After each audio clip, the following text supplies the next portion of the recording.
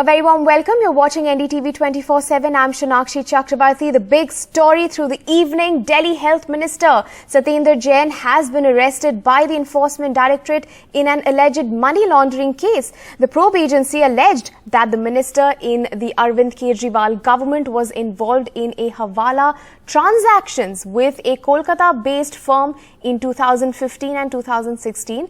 A hawala system involves two parties transacting money with local agents on their behalf without the funds actually passing through formal banking channels.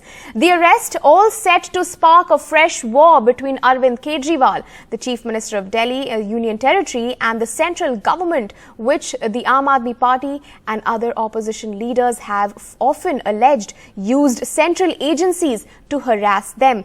At the time of elections, only two have probes dropped for lack of evidence later. Listen in to what Sanjay Singh of the Aam Aadmi Party had to say on this. ऐसे मामले में जिसमें CBI की clean chit मिल चुकी है, आय से अधिक संपत्ति का मामला, और आप लोगों ने देखा होगा कि उस समय भी कितनी बड़ी-बड़ी बातें भाजपाई चिल्ला के कर रहे थे, तो जांच एजेंसियों के दुरुपयोग का एक बार फिर से मामला सामने आया है। जल्द ही सत्येंद्र जैन छूटकर बाहर आएंगे, क्योंकि ये एक बेबुनियाद, फर्जी, निराधार केस है। Is his party boss and Delhi Chief Minister Arvind Kejriwal going to expel him from the Aam Aadmi Party like he did recently with the minister in his new Punjab government? Or are such gimmicks limited to the party's new entrants in a place like Punjab, where they are trying to build a fake narrative of honesty, but that the same rules don't apply to the Aam Aadmi Party's old hands who are involved in massive corruption in Delhi? The Central Bureau of Investigation in 2017 had registered a case against Satyendar Jain and his family members for allegedly acquiring disproportionate assets to the known source of income to the tune of somewhere around 1.68 crore. So the entire case started from there, wherein the CBI had alleged that Satyendar Jain, along with his family members, had set up almost 4 alleged shell companies in Kolkata, and then the ill-gotten money from Delhi was routed through hawala channels to this particular 4 shell companies, which were merely on papers without doing any real business, and that particular shell company was routed to launder this particular money. So that's where the agency had said that almost 20 crore was laundered through those 4 companies, and then an agriculture plot was bought in Delhi. But whereas the agency, because Satyendar Jain was a minister from 2015 to 16, looking into this particular company's affairs of this particular year, the agency had claimed that Satyendar Jain, along with his family members, had acquired or amassed wealth to the tune of somewhere around 1.68 crore. The agency, after registering an FIR in 2017, in 2018 had gone on to file charge sheet against Satyendar Jain and his family members under the Prevention of Corruption Act. Though the Aam Aadmi Party is claiming that the CBI has given a clean sheet, but fact is that the CBI has not given a clean sheet. In fact, CBI has gone ahead and filed a charge sheet against him. So taking cognizance of CBI's FIR, the Enforcement Directorate initiated a money laundering probe, and what Enforcement Directorate sources are saying is that during the course of the investigation, they got to know how this entire web of transaction worked, how money was routed through hawala channels from Delhi to Kolkata, and that's where they had attached somewhere properties of kins of Satyendar Jain to the tune of somewhere around 4.8 crore in the April 1st week. So now, continuing with its investigation, the agency claims that Satyendar Jain did not cooperate with the investigation when he was summoned for questioning today, and that's why the agency has chosen to arrest him, and tomorrow, that is on Tuesday, he will be produced before the competent court, where the agency is set to seek his further custody. In fact, soon after that news broke of the arrest of the Delhi Health Minister, Manish Sisodia of the Aam Aadmi Party and the Delhi Deputy Chief Minister tweeted saying, and I quote, "A fake case is being run against Satyendar Jain for 8 years. Till now, the ED has been called many times. In between, ED even stopped calling for many years as they did not get anything. Now they have started again because Satyendar Jain is the election in charge of Himachal. BJP is losing badly in the state. That is why Satyendar Jain has been arrested today so that he cannot go to Himachal. He will be released in a few days as the case is completely fake." That's what the Delhi Deputy Chief Minister Manish Sisodia tweeted shortly after that news broke. In fact, staying with more on news from the probe agencies, National Conference President and former Jammu and Kashmir Chief Minister Farooq Abdullah has been summoned by the ED for questioning in a money laundering case in Delhi on the 31st of May. Official sources have confirmed the questioning is reported to be in connection with a case of alleged financial irregularities in the Jammu and Kashmir Cricket Association that is being probed by the federal agency. My colleague Nazir has more details. It is case linked to the alleged financial bunglings in Jammu and Kashmir Cricket Association. It dates back to 2011, and then the CBI took over the case and investigated case since 2015. Case also stands charge sheeted, and this is the second or third time Farooq Abdullah will be questioned by the Enforcement Directorate. Last year, his properties worth around 12 crores were also attached by the Enforcement Directorate, which are 6 properties at different places across Jammu and Kashmir. And tomorrow he will be questioned again, and ED is justifying its action or the questioning of Farooq Abdullah on the grounds that the case has already been charge sheeted by the CBI, and they are investigating the money laundering case which is linked to the alleged financial bunglings in the Jammu and Kashmir Cricket Association. But what political parties here are saying, they are saying this is a political vendetta. They are saying opposition parties, not only in Kashmir, but across the countries are being, harassed by the central agencies, and the central agencies are being unleashed. In fact, National Conference saying wherever there are elections, the first thing center is to use its agencies against the, opposition parties. Having said that, Farooq Abdullah will be questioned by the ED in Srinagar tomorrow at around 10 a.m. He has to, report at the ED office in Srinagar, where he will be questioned.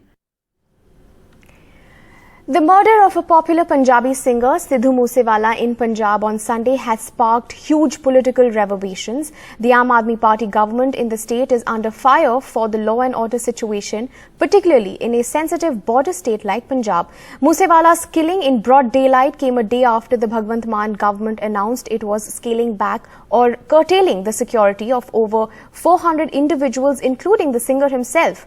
However, Moosewala did have his bulletproof car and 2 armed security men, though it is not clear why he did not use them when he went out on Sunday. Here are the top developments in the story. Take a look.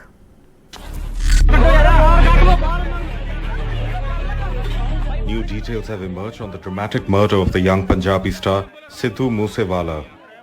The 28-year-old's father says he witnessed the attack. This CCTV video caught the 2 cars used by the attackers. The black SUV is the one being driven by the singer. In an FIR, the father says he saw his son leaving the residence without his own bulletproof car and 2 security personnel assigned to him. His father immediately drove behind him, but before he could alert the singer, the attackers struck. There were 8 to 10 of them. 30 shots were fired at Moosewala, and then they checked to make sure he was dead. The personnel from forensic team, they are examining, they are monitoring and collecting evidences. Now you can see these bullet marks that clearly suggest that indiscriminate firing was done. His father suggests that when he left in his vehicle, in this Thar vehicle, his father noticed that he's not going along with the security guards, so he started chasing him, and by the time he could go alert him, he noticed that two separate cars have waylaid him and it started firing at him. Moosewala's father, Balkaur Singh, demanded a probe by a sitting judge of the High Court into the murder, which the Chief Minister has accepted and requested the court. The police chief first blamed an inter-gang rivalry, angering the family and fans of the singer. एक inter-gang rivalry का case लगता है. But then he backtracked after Chief Minister Bhagwant Mann sought a report. However, gangster Goldie Brar has claimed responsibility for his killing. Goldie is linked to a jailed gangster, Lawrence Bishnoi. इनके जो एक manager हैं, शगनप्रीत, इनका नाम आया था जो विक्की मिड्डू खेड़ा वाले मर्डर केस में. वो अभी विदेश में ऑस्ट्रेलिया में निकल गए हैं. लॉरेंस बिश्नोई गैंग का इसमें हाथ है और इसकी जिम्मेदारी जो है वो लकी उन्होंने ले ली है उनकी गैंग के कनाडा से. Protests by both fans and the opposition continue today against the AAP government for scaling down the singer's security just a day before the murder as part of an overall review. आज सिद्धू मूसेवाले की जान के उसकी मौत के जिम्मेवार भगवंत मान और अरविंद केजरीवाल और उनकी गंदी और घटिया राजनीति. Punjab police has detained 6 people in the killing of Sidhu Moosewala case. But what is more tragic is the mindless violence which has silenced one of the most promising and young voice of Punjab. In Mansa with camera person Ashwini Mehra, Mohammad Ghazali for NDTV. In fact, to stay more on that story, it has shocked the entire entertainment and music industry. Tributes have poured in on social media for the late Punjabi singer. Drake, an international music star, has also posted on his Instagram on Moosewala, on his story, with the message, "Rest in peace." Ranveer Singh posted a photo of the rapper on his grid with the caption in Punjabi, "Dil da ni mada," and Vicky Kaushal also echoed the same sentiment on his Instagram story. YouTube sensation turned talk show host Lily Singh also posted to her grid with a long message thanking Moosewala for changing the game. To more political news, the Congress's Rajya Sabha list reads like Rahul Priyanka loyalty list, with the rebels from the G23 like Ghulam Nabi Azad and Anand Sharma dropped. Within the Congress, there has been open discontent to begin with. Most of those nominated don't even belong to the states they are nominated from. The most glaring omission was of the party's spokesperson Pawan Khera, who has worked on the ground in a number of elections and on TV channels night after night, vigorously defending the party and attacking the BJP. Same old, the Congress Rajya Sabha list reads like Rahul Priyanka loyalty list, with rebels like Ghulam Nabi Azad and Anand Sharma not included. And even ally Hemant Soren has snubbed the Congress in Jharkhand and sent his own nominee, Mahua Maji, ignoring the Congress's request to allot the seat to them. Within the Congress has been open discontent today. To begin with, most of those nominated don't even belong to the states they are nominated from. The most glaring omission was the party spokesperson, Pawan Khera, who has worked on the ground in a number of elections and on TV channels, night after night, vigorously defending his party and attacking the BJP. Khera congratulated his colleagues who were nominated, but also put out this cryptic tweet. हमें जलाओ ना यारों की वो कपास हैं हम, हमें मिला के तिरंगा बनाया जाएगा. Among those who got a nomination is Imran Pratapgarhi, a 34-year-old Urdu poet from UP's Pratapgarh. He was appointed as a Congress Minority Department chairperson in 2021 and fought 2019 Lok Sabha polls from UP's Moradabad on the Congress ticket. But he came in third, getting just 60,000 votes. The nomination for Imran triggered his tweet by Congress leader Nagma Moraji, who asked why the poet was more deserving. तो यहाँ अंदरूनी बाहरी का कोई मसला ही नहीं है. कांग्रेस एक लोकतांत्रिक पार्टी है. कांग्रेस की मुखिया ने, हमारी नेता सोनिया जी ने, राहुल गांधी जी ने, प्रियंका गांधी जी ने जो तय किया वो सबको मान्य है और पूरी पार्टी एकजुट खड़ी है. कांग्रेस एक डेमोक्रेसी पार्टी है. कांग्रेस में अपनी बात रखने का सबको अधिकार है. जो किसी के ट्वीट का आधार लेकर आप बात करते हो तो सबको लगता है कि मैं इनसे अच्छा था, मुझे मौका मिलना चाहिए था. लेकिन हाईकमांड को जिसका चुनाव हाईकमांड ने किया है उस बात को सबने मान्य किया है. Sources close to the dissenters say they are unhappy with the Rajya Sabha nomination list. They point out that how can a state like Uttar Pradesh with just 2 MLAs have 3 representatives and 2 from a particular district. They also point out what has happened to the Udaipur declaration, women Dalits. Look at a state like Haryana when they had a women Dalit like Kumari Selja, somebody else from outside the state has been nominated. And they also point out that the message is loud and clear to dissenters to rein in. With Sohit Mishra and camera person Xavier Thomas, Sunil Prabhu, NDTV. The government will provide educational scholarships, mental health counselling and health insurance to children who have been orphaned by the coronavirus pandemic. That's what the Prime Minister said on the 8th anniversary of the BJP government on Monday. He has said that the Prime Minister's Cares Fund for COVID orphans, rupees 4,000 monthly stipend will be given to COVID orphan students and 10 lakh rupees for COVID orphans when they turn 23. साल 2020 corona पूरी दुनिया के लिए बनकर आई अभूतपूर्व चुनौती। भारत भी नहीं रहा इससे अछूता। Prime Minister Modi handing out monthly stipends for COVID-19 orphans from the PM Cares Fund as his government completes 8 years in power. हमें छोड़ भी गए। अगर किसी को प्रोफेशनल कोर्स के लिए, हायर एजुकेशन के लिए एजुकेशन लोन चाहिए होगा तो पीएम केयर्स उसमें भी मदद करेगा। रोजमर्रा की दूसरी जरूरतों के लिए अन्य योजनाओं के माध्यम से उनके लिए 4,000 रुपये हर महीने की व्यवस्था भी की गई है। 2,000 kilometers away in Guwahati, the 7-year-old class 2 student attended the Prime Minister's event virtually. The boy and his 14-year-old sister had lost their mother a few years ago. And their father, an Assam civil services officer, died of COVID during the deadly Delta wave. It will help for the higher education, but at present it is not helping. At present, not help it. At present, because they are parents who are officers. If they will get the pension, then they will be the more benefited.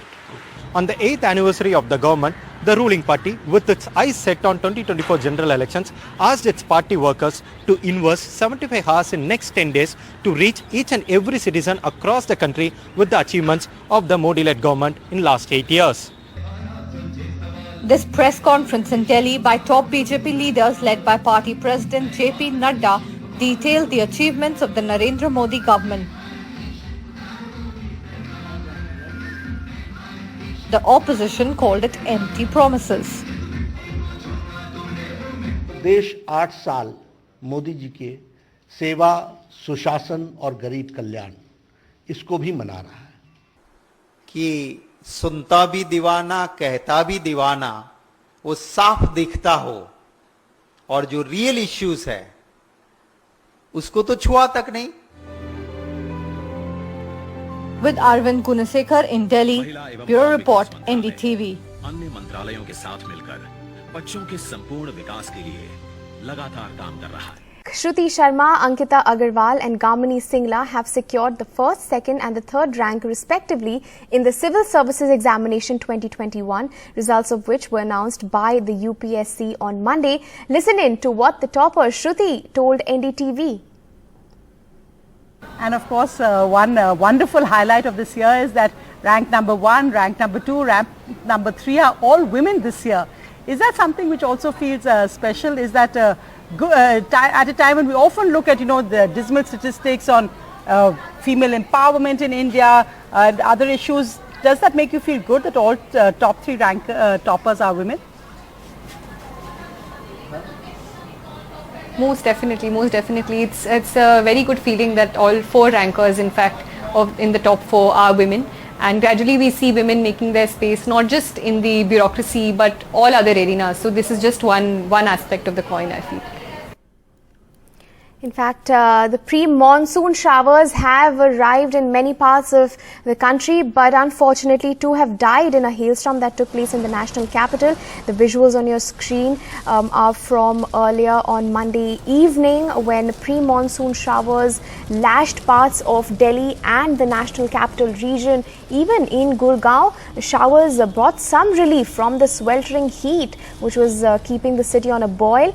But news also coming in that 2 people have unfortunately died in this hailstorm that lashed many parts of the national capital. Meanwhile, in Jama Masjid, earlier in the same incident of the heavy rainfall that lashed parts of the city. There was damage that was caused at the historic Jama Masjid due to the sudden change in weather. There were parts of that historic structure that was damaged because of the heavy rainfall and hailstorm that took place in the national capital. Bodies of the victims of a plane crash in Nepal were brought to Kathmandu on Monday aboard a military helicopter. Rescuers have recovered the bodies of 21 of the 22 people who were on board the aircraft, which came down in a mountain gorge a day earlier. Officials have said the search is continuing for the remaining person. A Kathmandu airport spokesperson has confirmed recovery efforts were delayed because some bodies were pinned under the plane's wreckage. Rescuers working with their bare hands had difficulty moving the metal debris, but the Tara Air turboprop Twin Otter lost contact with the airport tower on Sunday while on a scheduled 20-minute flight in an area of deep river gorges and mountain tops. And well, since it is the day of talking of all things first, the UPSC toppers here. Meet the third rank holder Gamini Singla, whose dream was to be an IAS officer. Punjab Engineering College alumnus, she has secured an All India rank 3 at the UPSC Civil Services. Look at her and her family breaking into a dance.